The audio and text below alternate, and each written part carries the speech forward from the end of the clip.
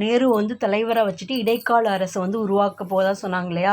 1946 August 25 அதில் 12 உறுப்பினர்கள் சொன்னாங்க. அந்த 12 பேரில் 5 பேர் வந்துட்டு இந்துக்கள், 3 பேர் வந்துட்டு முஸ்லீம்கள், பட்டியலினம் சார்பாக வந்துட்டு முஸ்லீம்கள் பட்டியலினம், 3 முஸ்லீம்கள் பட்டியலினம், இந்திய கிறிஸ்தவர்கள் இருந்தாங்க, சீக்கியர்கள் இருந்தாங்க, பார்சிகள் இருந்தாங்க.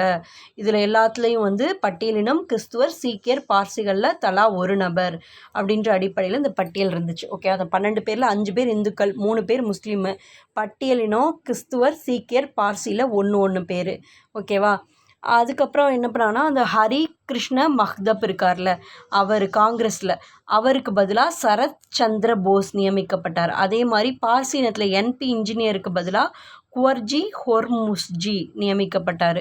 முஸ்லீம் லீகுக்கு ஒதுக்கப்பட்ட இடத்துல வந்து காங்கிரஸ் தன்னோட உறுப்பினர்களை நியமிச்சிச்சு. யார்னா ஆசப் அலி, ஷாபத் அகமது கான் மற்றும் சையத் அலி ஷாகீர், இவங்கெல்லாம். ஓகேவா?